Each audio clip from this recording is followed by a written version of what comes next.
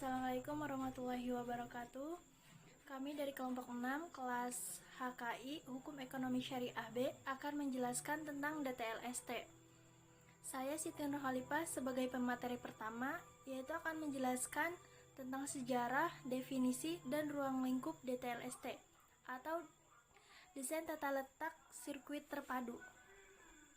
Yang pertama yaitu ada sejarah DTLST. Konsep sejarah DTLST lahir pada tahun 1984 di Amerika Serikat melalui Semiconductor Chip Protection Act atau SCPA. Pada awalnya, Jepang merupakan sasaran utama dari pengaturan DTLST sebagai pesaing utama Amerika Serikat. Namun dalam perkembangannya, Jepang malah mengikuti langkah Amerika Serikat dengan mengkopi SCPA. Setelah itu, bangsa-bangsa sepakat membuat suatu perjanjian yang bernama Traktat Washington. Pada tahun 1989, guna membuat pengaturan lebih lanjut mengenai penggunaan DTLST, prinsip-prinsip perjanjian tersebut lebih lanjut diakomodasikan ke dalam TRIPS.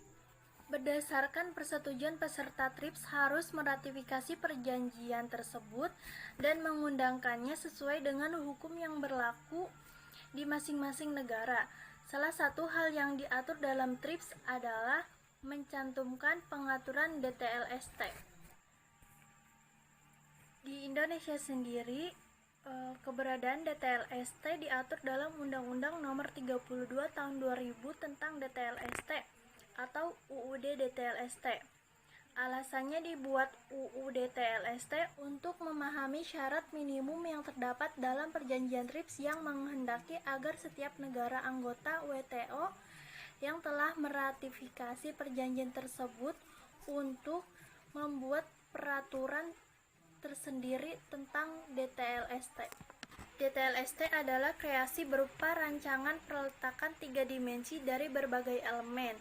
Sekurang-kurangnya dari elemen tersebut adalah elemen aktif, serta sebagian atau semua interkoneksi dalam suatu sirkuit terpadu, dan peletakan 3 dimensi tersebut dimaksud untuk persiapan pembuatan sirkuit terpadu.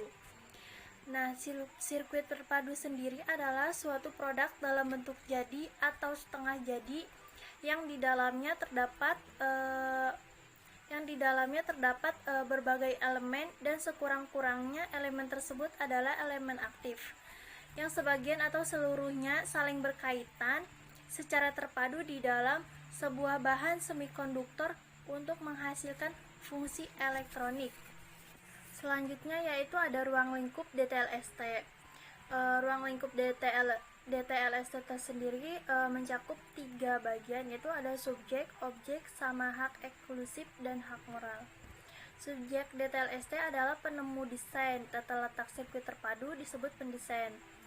Hak desain tata letak sirkuit terpadu adalah hak eksklusif yang diberikan oleh negara kepada pendesain atas hasil kreasinya. Yang kedua yaitu adalah objek DTLST. Objek DTLST yang dilindungi adalah yang orisinal.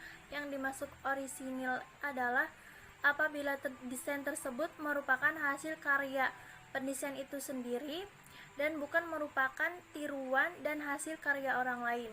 Yang ketiga yaitu ada hak eksklusif dan hak moral. Hak eksklusif sendiri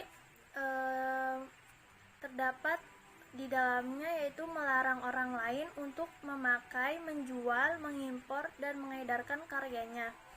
Terus hak moralnya sendiri adalah hak yang tercantum dalam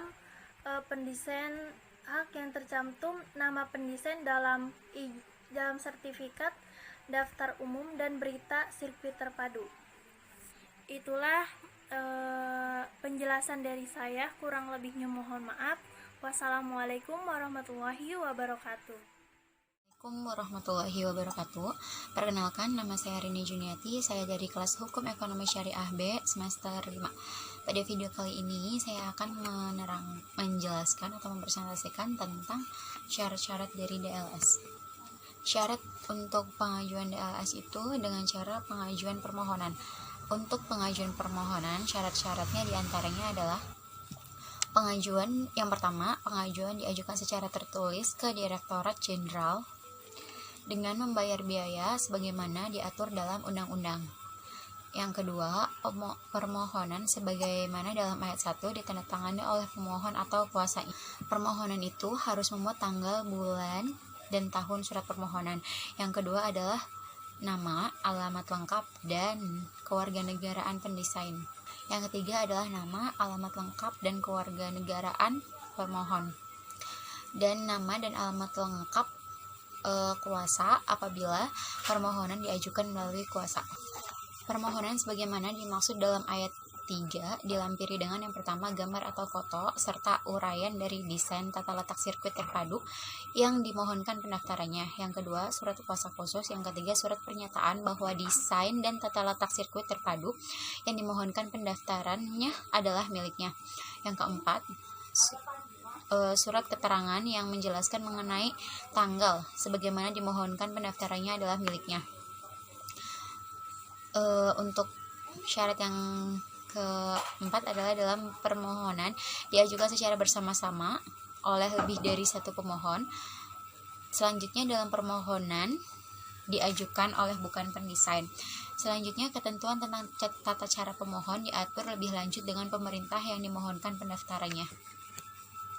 Dan untuk subjek DTLS sendiri itu ada seseorang atau beberapa yang menghasilkan desain tata letak sirkuit terpadu yang kepadanya negara memberikan hak pemanfaatan desain tata letak sirkuit terpadu yang bersangkutan secara eksklusif dalam jangka waktu tertentu, yaitu 10 tahun dan tidak diperpanjang, terhitung sejak DTLS itu untuk pertama kalinya dimanfaatkan secara komersial. Untuk penemu desain tata letak terpadu itu dinamakan pendesain. Hak desain tata letak sirkuit terpadu adalah hak eksklusif yang diberikan oleh negara kepada pendesain atas hasil kreasinya untuk selama waktu tertentu melaksanakan sendiri atau memberikan persetujuan kepada pihak lain untuk melaksanakan hal tersebut. Dalam pasal 1 ayat 4 Undang-Undang DTLS menentukan bahwa surat permohonan hak desain tata letak sirkuit terpadu harus dilengkapi beberapa dokumen. Di antaranya yang pertama, salinan gambar atau foto serta uraian dari desain tata letak sirkuit terpadu yang dimohonkan pendaftarannya. Yang kedua, surat kuasa khusus. Yang ketiga, surat pernyataan bahwa desain tata letak sirkuit terpadu dimohonkan pendaftarannya adalah miliknya. Dan yang terakhir, surat keterangan yang menjelaskan mengenai tanggal sebagaimana dimaksud dalam ayat 3 huruf E. Sekian penjelasan dari saya mengenai syarat-syarat permohonan DTLS dan subjek DTLS. Kurang lebihnya mohon maaf. Wabillahi taufiq wal hidayah. Wassalamualaikum warahmatullahi wabarakatuh.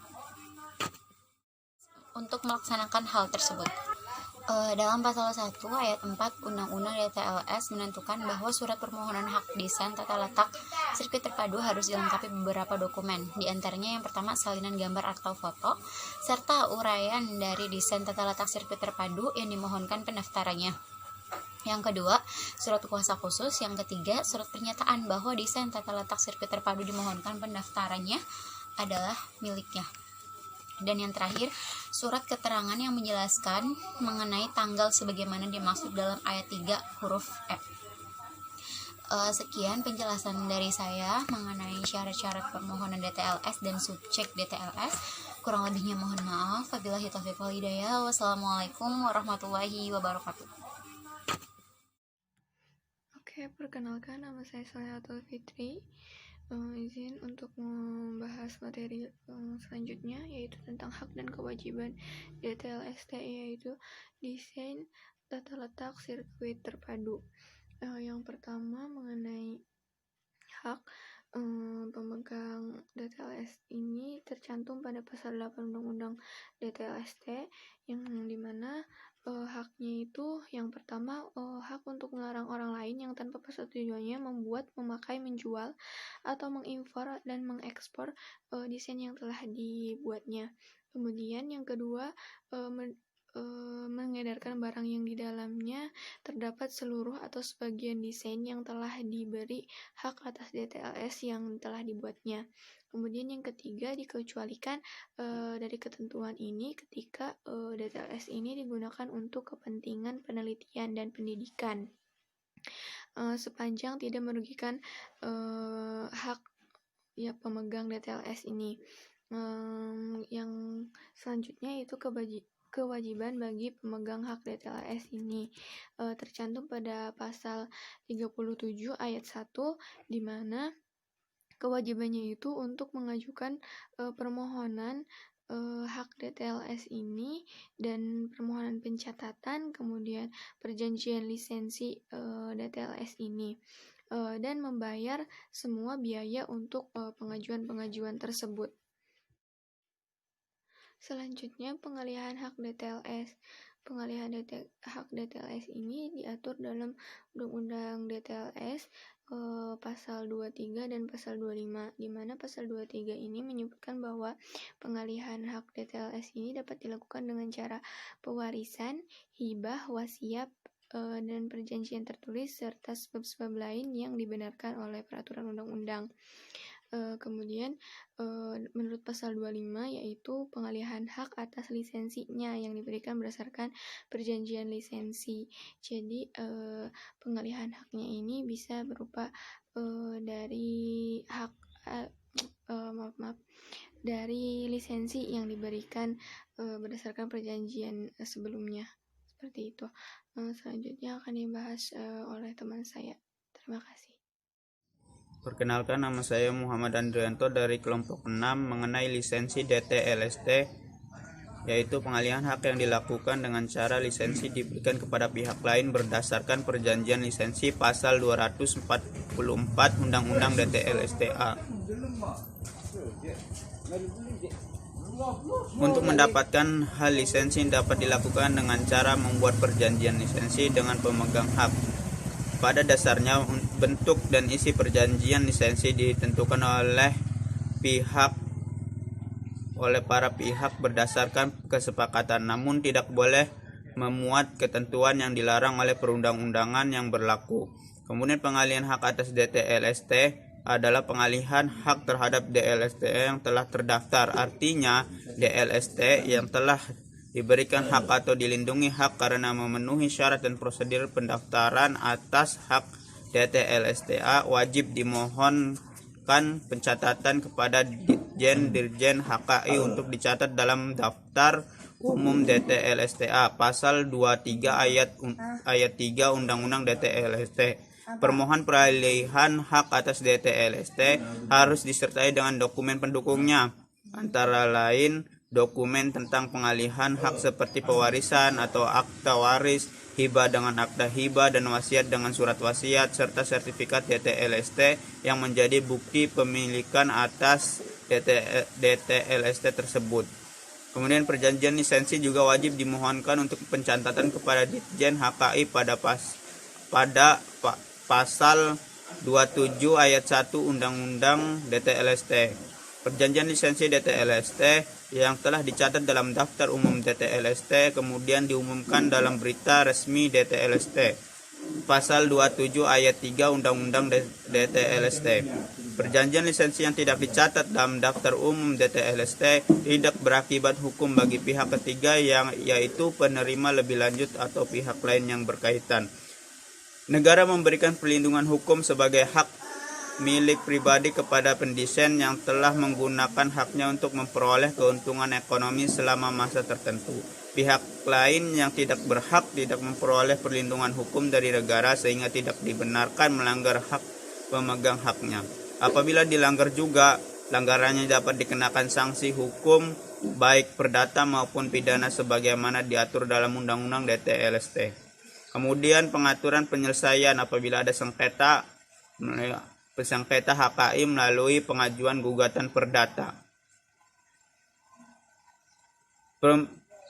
Perintah pasal 41 dan pasal 42 TRIPS mengenai penyelesaian sengketa HKI melalui peradilan SCC telah diimplementasikan pemerintah Indonesia dengan menerbitkan Undang-Undang Nomor 28 Tahun 2014 tentang Hak Cipta atau Undang-Undang HC, Undang-Undang 14 Tahun 2001 tentang Paten, Undang-Undang Paten, kemudian Undang-Undang Nomor 15 Tahun 2001 tentang Merek, Undang-Undang Nomor 31 Tahun 2000 tentang Desain Industri, Undang-Undang Nomor 32 Tahun 2000 tentang Desain Tata Letak di Sirkuit Terpadu, yang di dalamnya telah mengatur tentang penyelesaian sengketa gugatan ganti rugi secara perdata melalui pengadilan niaga, kecuali Undang-Undang Nomor 29 Tahun 2000 tentang perlindungan varietas tanaman dan Undang-Undang Nomor 30 Tahun 2000 tentang rahasia dagang yang penyelesaiannya lewat pengadilan negeri. Dalam ketentuan tersebut dalam diatur limit waktu pengajuan gugatan hingga putusan hakim dengan waktu paling lama 6 bulan. Peraturan HKI di atas memiliki pengaturan tersendiri tentang penyelesaian sengketa perdata di luar ketentuan hukum acara perdata, kecuali UU Undang-Undang PFT yang hanya mengatur tentang hak menggugat tanpa adanya pengaturan tentang penyelesaian sengketa perdata, di mana pemegang hak PFT atau memegang lisensi berhak menuntut ganti rugi melalui pengadilan negeri, pasal 67 ayat 1 Undang-Undang PFT. Begitu juga Undang-Undang RD memberikan hak menggugat pada pemegang hak rahasia dagang atau penerima lisensi ke pengadilan negeri dengan tuntutan ganti rugi atau penggantian semua perbuatan, pasal 11. Kemudian pemegang hak DTLST selain dapat digugat secara perdata juga tak menutup kemungkinan untuk digugat secara pidana. Sanksi pidana terhadap pelanggaran DTLST menurut pasal 42 ayat 1 dituntut dengan penjara paling lama 3 tahun atau denda paling banyak 300 juta rupiah. Tindak pidana yang diatur dalam Undang-Undang Nomor 32 Tahun 2000 tentang Desain Tata Letak Sirkuit Terpadu merupakan delik aduan. Kemudian contoh kasus desain tata letak sirkuit terpadu. Desain USB 3,1 keluaran Intel jadi kontroversi karena awalnya Intel belum mau menjelaskan spesifik USB 3030 itu, sehingga dianggap oleh para pesaingnya AMD dan Nvidia akan melakukan monopoli. Dalam kasus ini AMD dan Nvidia beserta SIS dan VIA sebagai salah satu brand dalam bidang chipset akan mengalami kesulitan dan keterpurukan pada suatu saat ketika banyak orang yang menggunakan motherboard Intel yang sudah support dengan USB 3.0, yang dimana seri dari USB ini akan memberikan kepuasan lebih baik daripada dari USB sebelumnya dalam menservis suatu peripheral. Oleh karena itu, mereka via AMD, Nvidia, dan SIS akan merasa dimonopoli oleh Intel lantaran teknologi terbaru dari USB telah dipegang oleh Intel. Hal ini dapat dihapuskan jika saja Intel hendak memberikan spesifikasi khusus untuk mereka, agar komponen-komponen yang didukung oleh USB 3.0 dapat bekerja pada chipset mereka. Tapi mereka juga mengancam awalnya akan menciptakan port yang tidak kalah hebat dari 3.0. Jika Intel masih tetap tidak memberikan spesifikasi yang dimaksud di dalam hal tersebut, dituliskan bahwa USB 3.1 kecepatannya 10 kali lipat dari kecepatan USB 2.0, kecepatan 12 menit, 12 Mbits, dan USB 2.0 kecepatannya 480 Mbits atau S. Berarti USB 3.0 kecepatannya bisa mencapai i4,8 Gbps dalam hal ini.